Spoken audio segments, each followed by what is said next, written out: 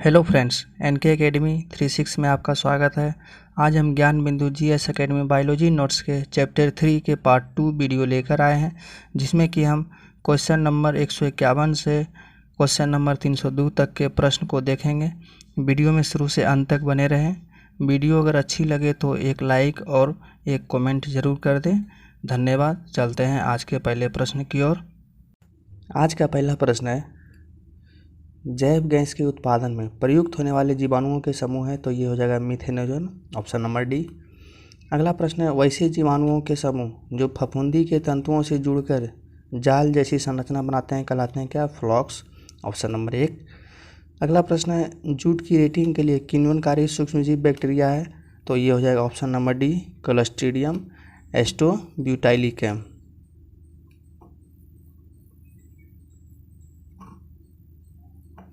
अगला प्रश्न है, योग हार्ट बनाने में भाग लेने वाले बैक्टीरिया कौन है?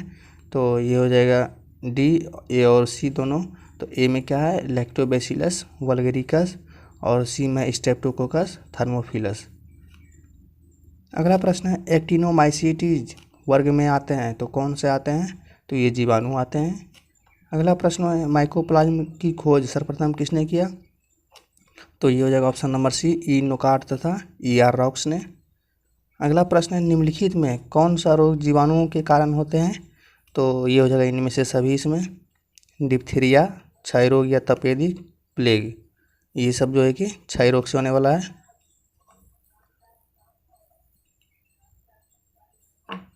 अगला प्रश्न है, बीसीजी का टीका कितनी उम्र में लगाया जाता है? तो ये हो जाएगा नवजात में लगाया जाता है। अगला प्रश्न है, निम्नलिखित में कौन सा रोग जीवाणुओं के कारण नहीं होता है? तो ये हो जाएगा इसमें, ये चेचक हो जाएगा, ये वायरस से होता है। अगला प्रश्न है, बच्चों को किस रोग से प्रतिरक्षित करने के लिए डीपीटी का टीका दिया जाता है? तो ये हो जाएगा डीपीटी का ऑप्शन नंबर सी, कुकर खांसी।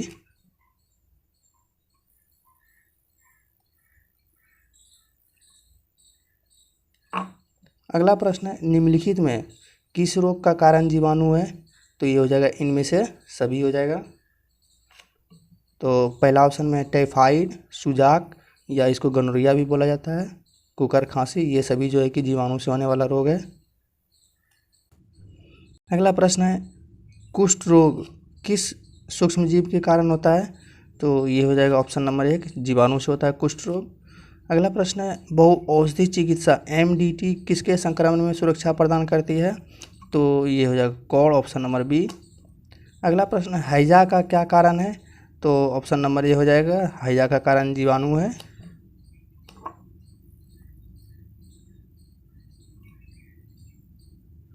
अगला प्रश्न है, निम्नलिखित में कौन जल जनित रोग है? तो ये हो जाएगा हैजा, जल जनित रोग है।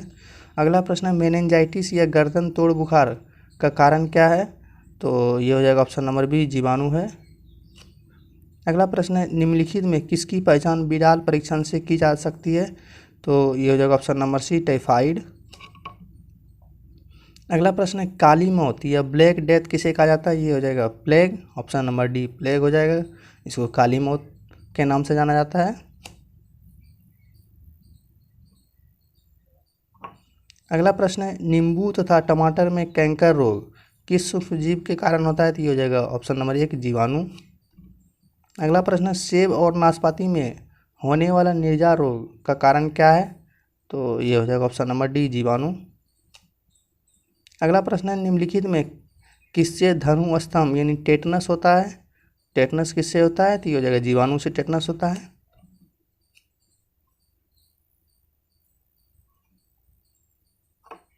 अगला प्रश्न है, निम्नलिखित में कौन मवेशियों में एंथ्रेक्स नामक बीमारी उत्पन्न करता है? तो ये हो जाएगा ऑप्शन नंबर बी, बैक्टीरिया। अगला प्रश्न है, ट्यूबरकुलोसिस टीबी उत्पन्न होता है तो किसके द्वारा?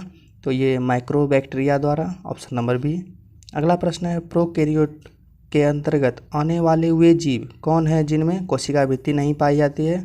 तो ये हो जाएगा ऑप्शन नंबर 1, एक्टिनोमाइसीटीज। अगला प्रश्न है, निम्नलिखित में कौन एक संक्रामक रोग नहीं है? तो कौन सा संक्रामक रोग नहीं है? तो ये हो जाएगा मधुमेह जो है कि संक्रामक रोग नहीं है। अगला प्रश्न है, निम्नलिखित में कौन संक्रामक रोग है? तो ये हो जाएगा ऑप्शन नंबर डी, इनमें से सभी जो है कि संक्रामक रोग है, डिप्थीरिया, रेबीज और कालाजार, ये सभी जो है कि संक्रामक रोग है। अगला प्रश्न है, टीएबी के टीके द्वारा निम्नलिखित में किस रोग का नियंत्रण किया जा सकता है? तो ये हो जाएगा टीएबी किसके, टाइफाइड हो जाएगा, ऑप्शन नंबर 1 टाइफाइड।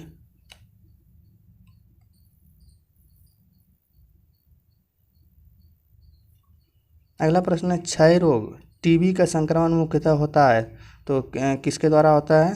तो ये हो जाएगा ऑप्शन नंबर 1 हवा द्वारा जो है हो जाएगा। अगला प्रश्न है, टीकाकरण एक व्यक्ति को रोग से बचाता है क्योंकि वह क्या है? तो ऑप्शन नंबर बी हो जाएगा प्रतिरक्षी पदार्थ उत्पन्न करता है। अगला प्रश्न है, ट्रिपल एंटीजन टीका किस रोग में उपयोगी नहीं होता है? तो ये हो जाएगा 180 नंबर का, ये सी हो जाएगा टाइफाइड। अगला प्रश्न है, सिंड्रोम का अर्थ क्या होता है? तो ये हो जाएगा लक्षणों का समूह है।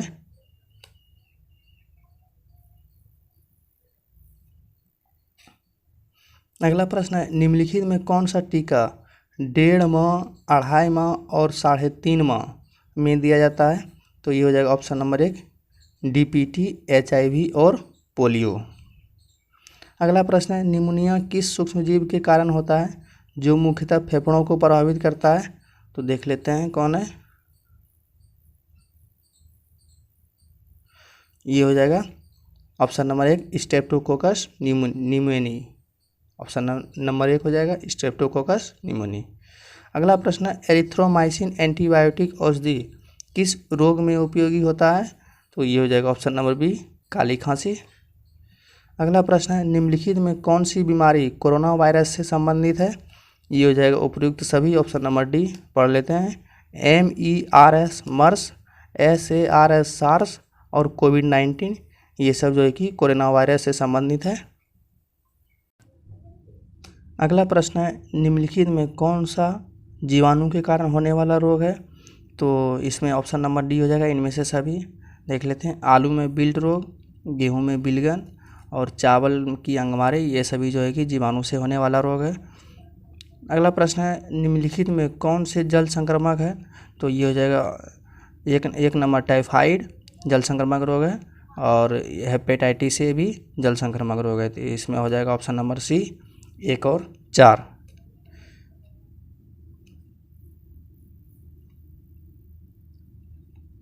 अगला प्रश्न है, टीका क्या है? तो टीका है कृत्रिम सक्रिय उपार्जित प्रतिरक्षा है। अगला प्रश्न है, डिप्थीरिया का मुख्य लक्षण क्या है? तो ये हो जाएगा ऑप्शन नंबर बी हो जाएगा गला घुटना। अगला प्रश्न है, प्रतिजैविक एंटीबायोटिक अधिकांशतः प्राप्त होते हैं तो किससे होते हैं? तो ये हो जाएगा ऑप्शन नंबर सी जीवाणुओं से जो है कि एंटीबायोटिक्स प्राप्त होता है। अगला प्रश्न है, पनीर में विशेष सुगंधित आती है किसके कारण आता है? तो ये हो जाएगा लैक्टोबैसिलस जीवाणु के कारण आता है। अगला प्रश्न है, वाहित मल जल के द्वितीयक उपचार में मुख्यतः किसकी आवश्यकता होती है? तो ये हो जाएगा ऑप्शन नंबर डी जीवाणुओं की।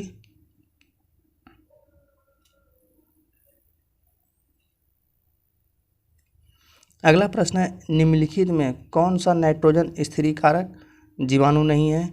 तो ये हो जाएगा ऑप्शन नंबर सी बैसिलस थुरिएंजिसिस। तो इसमें कौन सा है नाइट्रोजन स्थिरीकारक जीवाणु को देख लेते हैं। क्लोस्ट्रीडियम है नाइट्रोजन स्थिरीकारक जीवाणु, ओजेला और ओजाइटोबैक्टीरिया, ये सब जो है कि नाइट्रोजन स्थिरीकारक जीवाणु है। अगला प्रश्न है, योगर्ट बनाने में भाग लेने वाला बैक्टीरिया कौन सा है? तो देख लेते हैं इसका कौन सा है। ये ऑप्शन नंबर डी हो जाएगा लैक्टोबैसिलस थर्मोफिलस और सी हो जाएगा स्ट्रेप्टोकोकस थर्मोफिलस। इस तरह मेरा ऑप्शन हो जाएगा डी, बी और सी दोनों। अगला प्रश्न है, नीफ जीन किस में पाया जाता है? तो ये हो जाएगा राइजोबियम में। अगला प्रश्न है, हरा प्रोटोजोआ के नाम से जाना जाता है? तो ऑप्शन नंबर डी हो जाएगा यूग्लिना।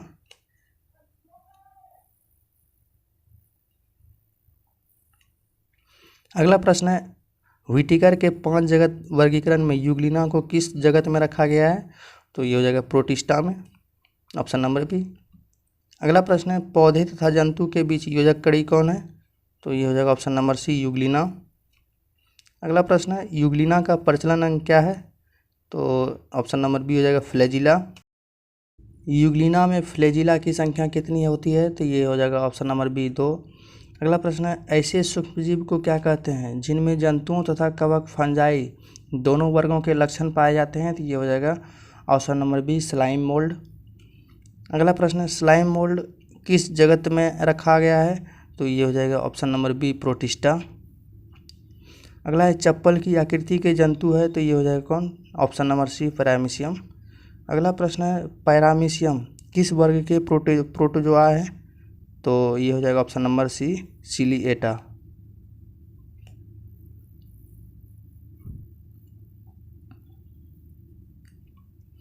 अगला प्रश्न है, पैरामीशियम का प्रचलन अंग क्या है? तो ये हो जाएगा ऑप्शन नंबर 1 सीलिया। अगला प्रश्न है, मलेरिया बुखार पैदा करने वाला प्रोटोजोआ है, तो कौन सा है? तो ये हो जाएगा प्लाज्मोडियम। अगला प्रश्न है, प्लाज्मोडियम का जीवन चक्र पूरा होता है, तो ये हो जाएगा ऑप्शन नंबर बी 2 पोषक में। अगला प्रश्न है, मच्छर में मलेरिया परजीवी का जीवन चक्र किसने खोजा? तो ये हो जाएगा रोनाल्ड रोस, ऑप्शन नंबर बी।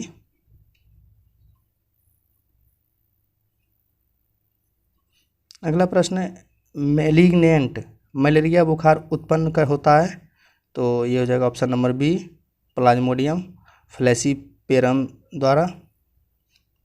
एक बार फिर से देख लेते हैं, मैलिग्नेंट मलेरिया बुखार उत्पन्न होते हैं, ऑप्शन नंबर बी हो जाएगा प्लाज्मोडियम फ्लैसीपेरम द्वारा। अगला प्रश्न है, बार बार कपकपी के साथ तेज बुखार होना किस रोग का लक्षण है? तो ये हो जाएगा ऑप्शन नंबर 1 मलेरिया। अगला प्रश्न है, प्लाज्मोडियम की संक्रमित अवस्था क्या कहलाती है? तो ये हो जाएगा ऑप्शन नंबर सी मीरोजॉइट और स्पेरोजॉइट, ये दोनों हो जाएगा। इस तरह मेरा ऑप्शन सी हो जाएगा।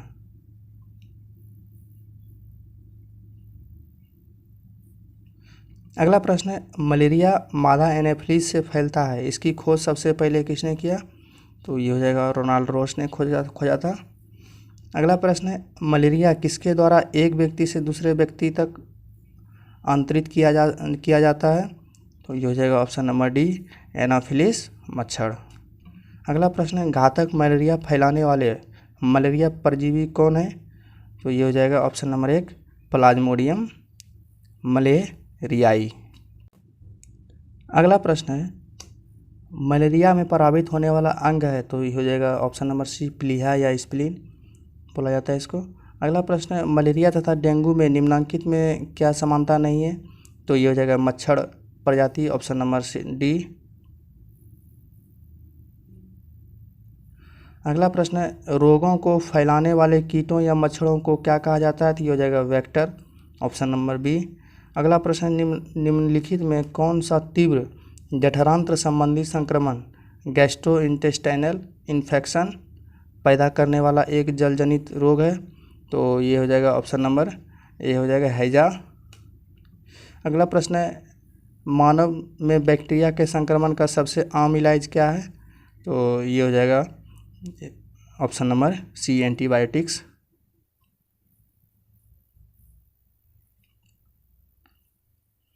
अगला प्रश्न है, कालाजार उत्पन्न करने वाला प्रोटोजोआ है?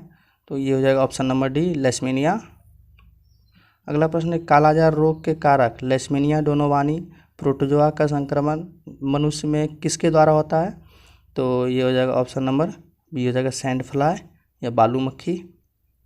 अगला प्रश्न है, निंद्रा रोग स्लीपिंग सिकनेस पैदा करता है? तो ये हो जाएगा ट्रिपिनोसोमा, ऑप्शन नंबर बी हो जाएगा। अगला प्रश्न है, परजीवी प्रोटोजोआ ट्रिपिनोसोमा गैम्बीसिया एक मनुष्य से दूसरे मनुष्य में किसके द्वारा फैलता है? तो ये हो जाएगा ऑप्शन नंबर सी सीसी मक्खी।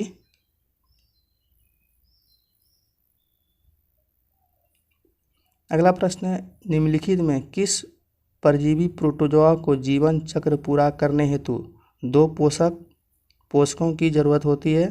तो ये हो जाएगा ऑप्शन नंबर डी इनमें से सभी, प्लाज्मोडियम ट्रिपिनोसोमा लेशमीनिया।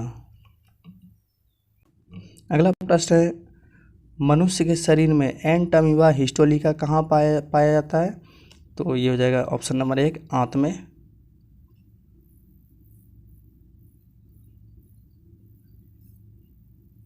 अगला है, पेचिस या अमीबायोसिस के लिए उत्तरदायी प्रोटोजोआ निम्न में से कौन सा है? तो ये हो जाएगा ऑप्शन नंबर बी, एंट अमीबा। अगला प्रश्न है, एंट अमीबा हिस्टोलिका के संक्रमित अवस्था को क्या कहा जाता है? ये क्वेश्चन गलत है। अगला प्रश्न है, निम्नलिखित में से किसकी आकृति निश्चित नहीं होती है तथा आकृति पल पल बदलते रहती है? तो ये हो जाएगा option number B, amoeba. Amoeba की आकृति जो है कि पल पल बदलते रहती है। अगला प्रश्न है, अमीबा का प्रचलन अंग है तो क्या है? ये कूटपाद हो जाएगा, ऑप्शन नंबर 1। अगला प्रश्न है, अमीबा में कूटपाद किस हेतु महत्वपूर्ण है? तो ये हो जाएगा 230 का, ऑप्शन नंबर सी, भोजन ग्रहण करने तथा प्रचलन के लिए। अगला प्रश्न है, मलेरिया परजीवी तथा अमीबा को किस श्रेणी में रखा जाता है? तो ये हो जाएगा ऑप्शन नंबर 1, प्रोटोजोआ।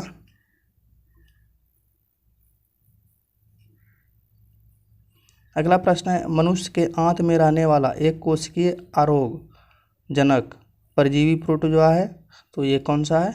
ये हो जाएगा ऑप्शन नंबर 1, ई कोलाई। अगला प्रश्न है, निम्नलिखित में कौन सा प्रोटोजोआ प्रकाश उत्पन्न करता है? तो ये हो जाएगा ऑप्शन नंबर सी, नोक्टिल्यूका, ये प्रकाश उत्पन्न करता है। अगला प्रश्न है, निम्नलिखित में कौन सा प्रकाश संश्लेषी प्रोटिस्टा है? तो ये हो जाएगा ऑप्शन नंबर डी, इनमें से सभी। Dinoflagellates, option number B diatom है, ऑप्शन नंबर सी में जुगलिनाइड है। ये सभी जो है कि प्रकाश संश्लेषी प्रोटिस्टा है।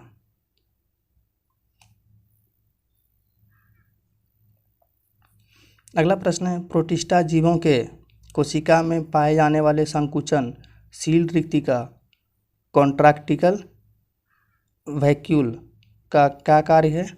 तो ये हो जाएगा 235 का, डी हो जाएगा, बी और सी दोनों, उत्सर्जन और जल संतुलन। अगला प्रश्न है, प्रकाश संश्लेषी प्रोटिस्ट डाइटम का दूसरा नाम क्या है? तो ये हो जाएगा option number C, golden brownie algae. अगला प्रश्न है, सूची 1 को सूची 2 से के साथ सम्मिलित कर कूट की सहायता से सही उत्तर चुनिए। तो मिलान करना है दोस्तों, देख लेते हैं। पहला है एन, ऑप्शन नंबर ए में है एनाफिलिस, तो एनाफिलिस से मलेरिया होता है। अगला है क्यूलेक्स, क्यूलेक्स से फाइलेरिया होता है। अगला है रेत मक्खी, रेत मक्खी से क्या होता है? तो ये कालाजार होता है। अगला है सीसी मक्खी, सीसी मक्खी से नींद की बीमारी होती है। इस तरह मेरा ऑप्शन हो जाएगा 4, 3, 1, 2, ऑप्शन नंबर डी।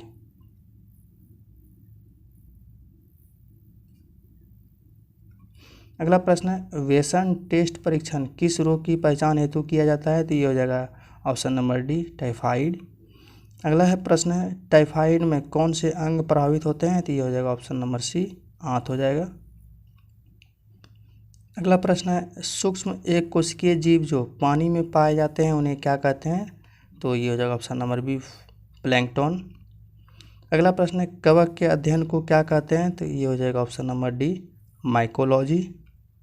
अगला प्रश्न है, वनस्पति जगत के गैर हरित विषम पोषित पौधे कौन से होते हैं?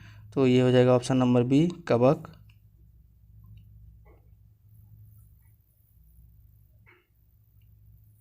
अगला प्रश्न है, कवक में किस तरह का पोषण होता है? तो ये हो जाएगा ऑप्शन नंबर बी, विषमपोषी पोषण होता है। सभी कवक सदैव होते हैं तो ये क्या हो जाएगा? इसका आंसर हो जाएगा सी, विविधपोषी होते हैं। अगला प्रश्न है, निम्नलिखित में कौन सा एक सही नहीं है? तो पहला ऑप्शन है कवक स्वपोषी होता है, ये गलत है, यही गलत हो गया ऑप्शन नंबर 1। तो देख लेते हैं सही कौन कौन सा है। ऑप्शन नंबर बी में कवक सहजीवी होते हैं, ये सही है। अगला है कवक परजीवी होते हैं, ये भी सही है। ऑप्शन नंबर डी है कवक मृतजीवी होते हैं, ये भी सही है। तो मेरा गलत हो गया ऑप्शन नंबर 1। चलते हैं अगला प्रश्न की ओर।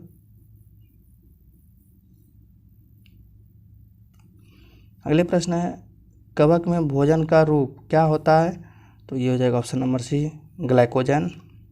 अगला प्रश्न है, कवकों द्वारा रिजर्व भोज्य पदार्थ किस रूप में संचित रहते हैं? तो ये हो जाएगा ऑप्शन नंबर 1, ग्लाइकोजन के रूप में। अगला प्रश्न है, कवकों की कोशिका भित्ति किसकी बनी होती है? तो ये हो जाएगा ऑप्शन नंबर डी, काइटिन व हेमीसेल्यूलोज की। अगला प्रश्न है, कवक की कोशिका भित्ति किस चीज़ की नहीं बनी होती है? तो ये हो जाएगा ऑप्शन नंबर डी हो जाएगा, पैक्टिन की नहीं बनी होती है। तो किसकी बनती है कवक की कोशिका भित्ति? काइटिन हो जाएगा, सेल्यूलोज हो जाएगा और कैलोज, ये तीनों से जो है कि कवक की कोशिका भित्ति बनती है। अगला प्रश्न है, निम्नलिखित में कौन एक कोशिकीय कवक है? तो ये हो जाएगा ऑप्शन नंबर बी, ईस्ट जो है कि एक कोशिकीय कवक है। अगला है, पेनिसिलियम क्या है? तो ये पेनिसिलियम एक कवक, एक प्रकार का कवक है। अगला प्रश्न है, डबल रोटी पाव रोटी के निर्माण में काम आने वाला कवक है? तो ये हो जाएगा ऑप्शन नंबर डी हो जाएगा इसका, सैक्रोमाइसिस सेरेबेसी, जो कि डबल रोटी के निर्माण में काम आता है।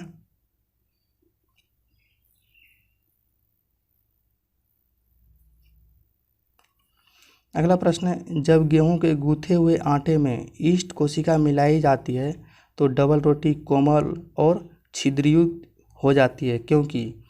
तो ये हो जाएगा ऑप्शन नंबर बी हो जाएगा, CO2 का उत्पादन कर रोटी को स्पंजी बना देता है। ऑप्शन नंबर बी हो जाएगा सही। अगला प्रश्न है, ईस्ट में कायिक जनन किसके द्वारा होता है? तो ये हो जाएगा ऑप्शन नंबर एक, मुकुलन द्वारा। अगला प्रश्न है, पेनिसिलियम की खोज किसने की थी? तो ये हो जाएगा option number D, Alexander Fleming. अगला प्रश्न है, औद्योगिक स्तर पर पेनिसिलिन किस कवक से प्राप्त किया जाता है? तो ये हो जाएगा option number B, penicillium chrysogenum से।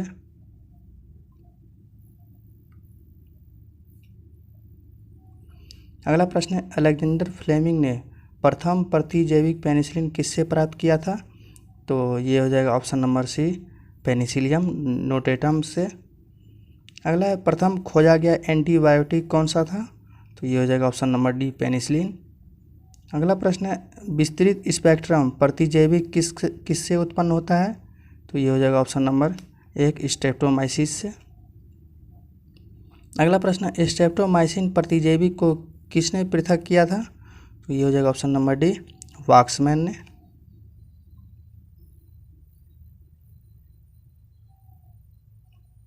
अगला प्रश्न है, कवक के बारे में निम्नलिखित में कौन सा कथन सत्य नहीं है? तो ये हो जाएगा ऑप्शन नंबर डी, ये सत्य नहीं है। तो सत्य कौन कौन सा है पढ़ लेते हैं। कवक यूकैरियोटिक जीव है, सही है। कवक इनमें जनन बीजाणुओं द्वारा होता है, ये भी सही है। इनका शरीर हाइफी का बना होता है, ये भी सही है। तो गलत हो गया ये दोस्तों, कवक की भित्ति पैक्टो सेल्यूलोज की बनी होती है, ये गलत हो जाएगा। अगला प्रश्न है, निम्नलिखित में किसमें क्लोरोफिल नहीं पाया जाता है? तो ये हो जाएगा ऑप्शन नंबर बी, कवक में जो है कि क्लोरोफिल नहीं पाया जाता है। अगला प्रश्न है, वृक्षों के छाल पर उगने वाले कवक को क्या कहते हैं? तो ये हो जाएगा कार्टिकोलस। अगला है, गोबर पर उगने वाले कवक को क्या कहते हैं? तो ये हो जाएगा ऑप्शन नंबर डी, क्रोपोफिलस। अगला है, ऑर्गोट किससे प्राप्त होता है? तो ये हो जाएगा ऑप्शन नंबर बी, क्लेबिसेप्स से ऑर्गोट प्राप्त होता है। अगला प्रश्न है, LSD किससे प्राप्त होता है? तो ये हो जाएगा ऑप्शन नंबर ए हो जाएगा, कवक से। अगला प्रश्न है, एफ्लाविस किससे बनता है? ये हो जाएगा ऑप्शन नंबर बी, कवक से।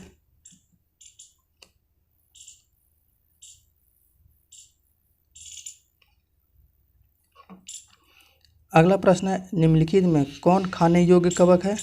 तो ये हो जाएगा ऑप्शन नंबर सी, एगेरिकस। अगला प्रश्न है, मशरूम क्या है? तो मशरूम एक प्रकार का कवक है। अगला प्रश्न है, सामान्य खाद्य छत्रप क्या होता है? तो ये हो जाएगा ऑप्शन नंबर सी, कसकर ठसाठस भरे कवक जाल। अगला प्रश्न है, निम्नलिखित में कौन सा एक कवक एवं उस उच्च पादप के जड़ों के बीच उपयोगी कार्यात्मक संबंध को दर्शाता है? तो ये हो जाएगा ऑप्शन नंबर डी, माइकोराइजा। अगला प्रश्न, एस्परजिलस कवक का उपयोग किसके बनाने में होता है? तो ये हो जाएगा ऑप्शन नंबर एक, पनीर बनाने में जो है कि एस्परजिलस कवक का उपयोग होता है। अगला प्रश्न है, कवक में क्या नहीं होता है? तो ऑप्शन नंबर बी, प्लास्टिड नहीं होता है, ये नहीं होता है। होता क्या क्या है? ग्लाइकोजन होता है, हाइफी होता है और केंद्रक होता है। अगला प्रश्न है जैव सक्रिय अणु साइक्लोस्पोरिन ए किससे बनाया जाता है? तो ये हो जाएगा ऑप्शन नंबर 1 कवक से। अगला प्रश्न है मानव रुधिर में कोलेस्ट्रॉल के स्तर को घटाने में सहायक स्टैटिन किससे तैयार किया जाता है? तो ये हो जाएगा ऑप्शन नंबर सी ईस्ट से।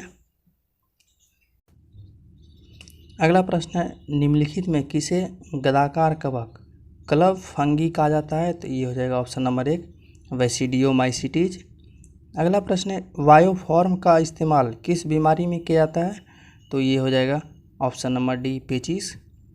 अगला प्रश्न है दाद की बीमारी निम्नलिखित में किस प्रकार की होती है? तो ये हो जाएगा कवकीय।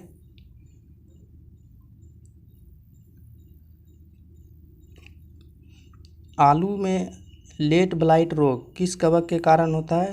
तो ये हो जाएगा option number C Phytophthora infestans, option number C हो जाएगा। अगला प्रश्न है गन्ने में लाल सड़न रोग किसके कारण होता है? तो ये हो जाएगा ऑप्शन नंबर 1 कवक के कारण होता है।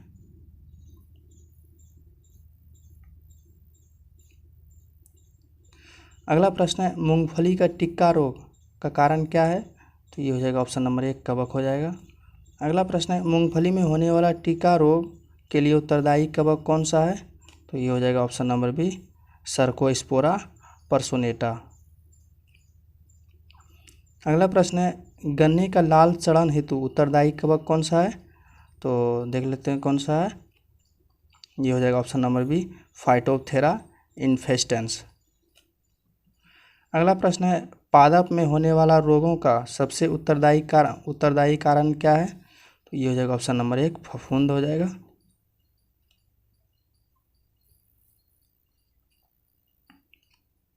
अगला प्रश्न है पौधे का आर्द्र पतन रोग किसके कारण होता है? तो ये हो जाएगा ऑप्शन नंबर 1 पीथियम डिवेरियनम। एक बार फिर से देख लेते हैं इसको।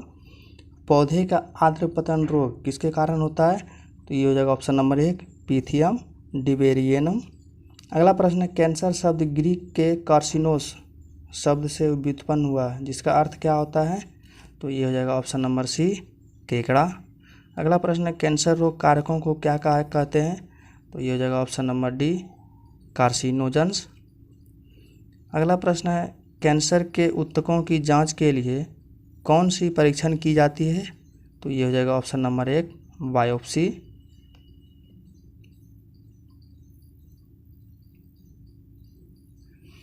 अगला प्रश्न है ब्लड कैंसर को आमतौर पर किस नाम से जाना जाता है? तो ये हो जाएगा ऑप्शन नंबर बी हो जाएगा ल्यूकेमिया। अगला प्रश्न है मनुष्य में सबसे अधिक होने वाला कैंसर है तो कौन सा है? तो ये हो जाएगा कार्सिनोमा।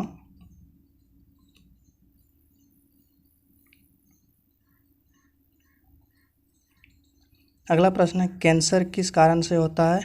तो ये हो जाएगा ऑप्शन नंबर सी हो जाएगा ए और बी दोनों, तो जीवाणु द्वारा और ऑन्कोजीन्स द्वारा जो है कि कैंसर होता है।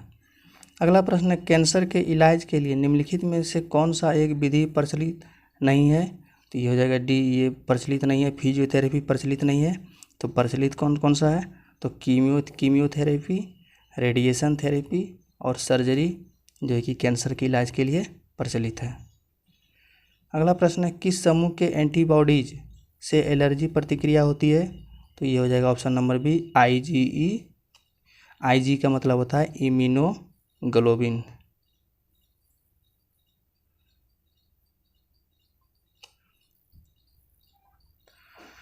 उसके बाद अगला प्रश्न है एलर्जी के दौरान बनने वाले प्रतिरक्षी है तो कौन सा है? तो ये हो जाएगा ऑप्शन नंबर 1 IgE। अगला प्रश्न है आंसू, लार, माँ के दूध में कौन सा इम्यूनोग्लोबिन उपस्थित हो रहता है? तो ये हो जाएगा ऑप्शन नंबर 1 हो जाएगा IgA इम्यूनोग्लोबिन A। अगला प्रश्न है सबसे बड़ा आकार का इम्यूनोग्लोबिन कौन है? तो ये हो जाएगा ऑप्शन नंबर डी IgM।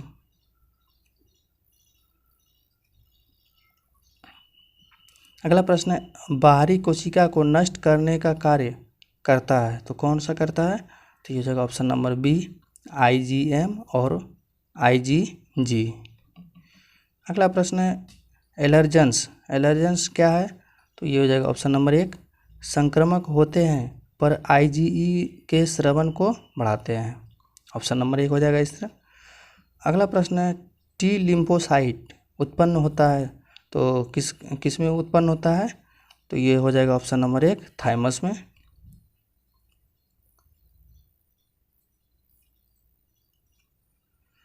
अगला प्रश्न है, बी लिम्फोसाइट का निर्माण कहाँ होता है? तो ये हो जाएगा ऑप्शन नंबर बी, अस्थि मज्जा में। अगला प्रश्न है, सबसे बड़ा जीवाणु है तो सबसे बड़ा जीवाणु कौन है? तो ये हो जाएगा थियो मार्गेरिटा नेमी बियनेंसिस। फिर से एक बार पढ़ लेते हैं, सबसे बड़ा जीवाणु कौन है? तो थियो मार्गेरिटा नीमी बियनेंसिस, लंबा नाम है दोस्तों, याद रख लीजिएगा। अगला प्रश्न है, प्रोटोजोआ शब्द किसने दिया था? तो ये दिया था ऑप्शन नंबर बी, गोल्फस ने।